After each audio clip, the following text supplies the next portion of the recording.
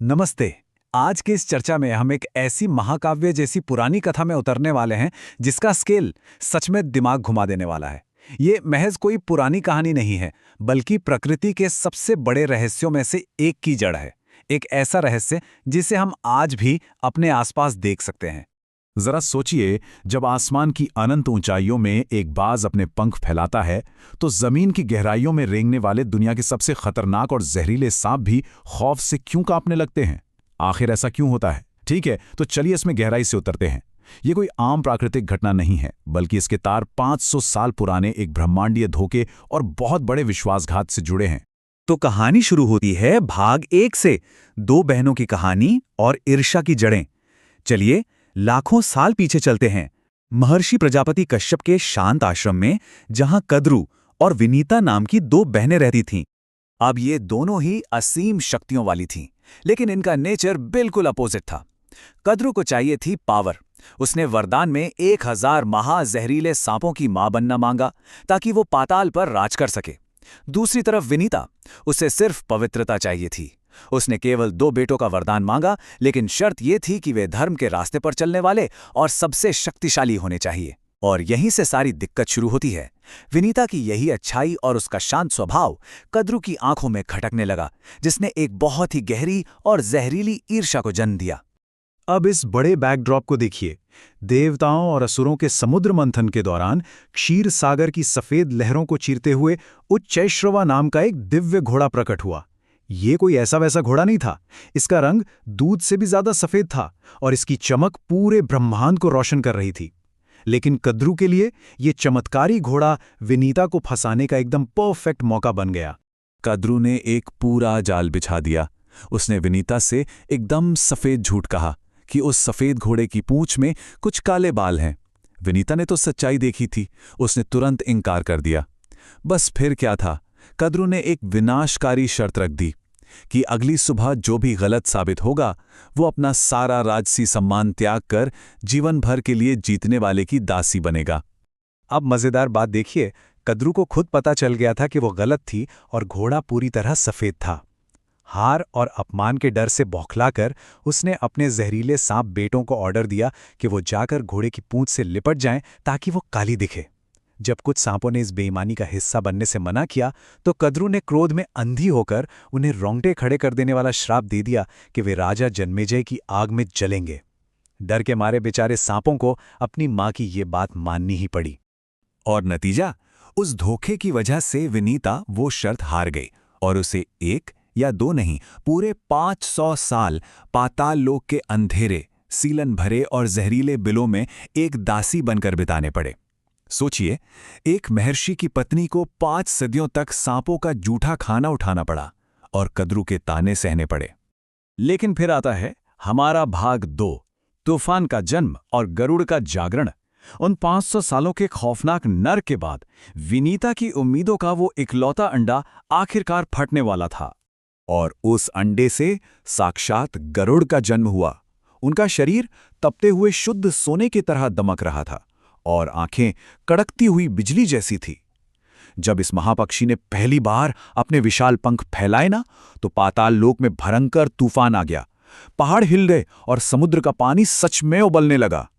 उनकी प्रलयंकारी चमक इतनी तेज थी कि स्वर्ग के देवताओं तक को अपनी आंखें बंद करनी पड़ी। जन्म लेते ही जब गरुड़ ने अपनी मां को फटे कपड़ों में दासी का काम करते देखा, तो उनका खून खौल उठा। उनकी मात्र भक्ति एक धधकते हुए ज्वालामुखी की तरह फट पड़ी। पाताल को कंपा देने वाली दहाड़ के साथ गरुड़ ने सांपों के सामने ये ऐलान कर दिया कि वो अपनी मां की आजादी के लिए इस ब्रह्मांड को चीरने के लिए भी तैयार हैं। लेकिन सांप तो थे ही लालची। उन्होंने एक ऐसी तरकीब निकाली जिससे गरुड़ सीधा मौत के मुंह में चला जाए। उन्होंने गरुड़ से फिरौती में अमृत मांग लिया, वही अमृत जो स्वर्ग के सबसे सुरक्षित और टाइट सिक्योरिटी वाले किले में रखा था।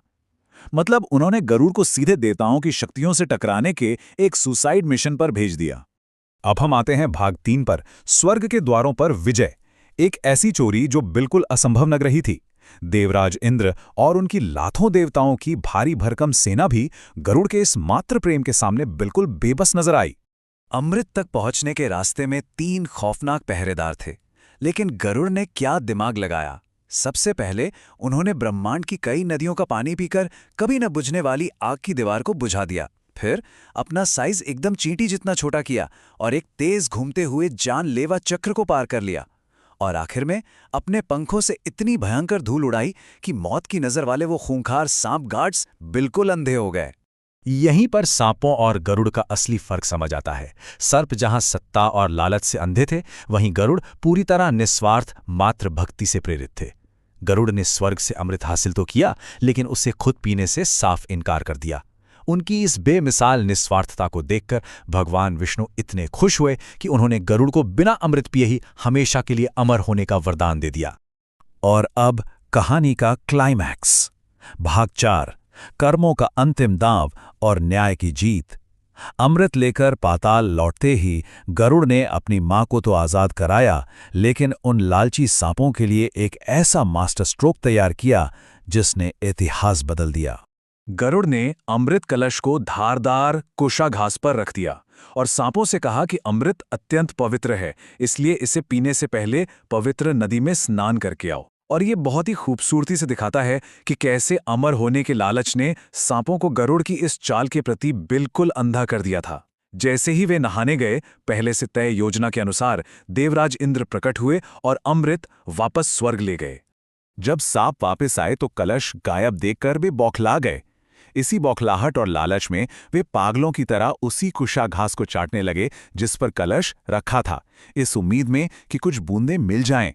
लेकिन कुशाघास इतनी तेज धार वाली होती है कि उसे चाटते ही उन सारे सांपों की जीभ बीच से कटकर हमेशा के लिए 2 हिस्सों में बट गई। है ना दिलचस्प? ये पौराणिक घटना बहुत ही रोचक तरीके से समझाती है कि आज भी सांपों की शारीरिक संरचना ऐसी क्यों होती है। जाते जाते अपनी मां के 500 सालों के अपमान का हिसाब बराबर करने के लिए गरुड़ ने आसमान को गूंजा देने वाली दहाड़ के साथ एक प्रलयनकारी श्राप दिया। उन्होंने घोषणा की कि आज से तुम और तुम्हारा ये धोखेबाज वंश मेरे वंशजों का शिकार होगा। और बस यहीं से आसमान के पक्षियों और जमीन पर रेंगने वाले सांपों के बीच वो खूनी और शाश्वत दुश्मनी शुरू हुई जो आज तक चल रही है। इस पूरी महागाथा के मायने बहुत गहरे हैं। देखिए, छल, कपट और बेईमानी से आप एक दिन के लिए कोई बाजी जीत सकते हैं, जैसे कद्रू ने जीती थी, पर आखिर में ये पूरे वंश का नाश कर देती है। दूसरी तरफ सच्ची भक्ति और निस्वार्थ प्रेम से इंसान नामुमकिन रुकावटों को भी पार कर सकता है। और सबसे बड़ी बात, कर्म और न्याय से बच पाना सच में असंभव है। आज की इस चर्चा को खत्म करने से पहले जरा इस अंतिम सवाल पर गौर कीजिएगा। क्या सच्ची और स्थायी पावर अपने स्वार्थ के लिए दूसरों को धोखा देने से मिलती है, या फिर निस्वार्थ भाव से उन लोगों के लिए लड़ने से जिनसे हम प्रेम करते हैं? इस प्राचीन मिथक ने सिर्फ प्रकृति के एक रहस्य से पर्दा नहीं उठाया है, बल्कि इंसानियत के लिए एक ऐसा सबक दिया है जिसे कभी भुलाया नहीं जा सकता। इस पर गहराई से सोचिएगा।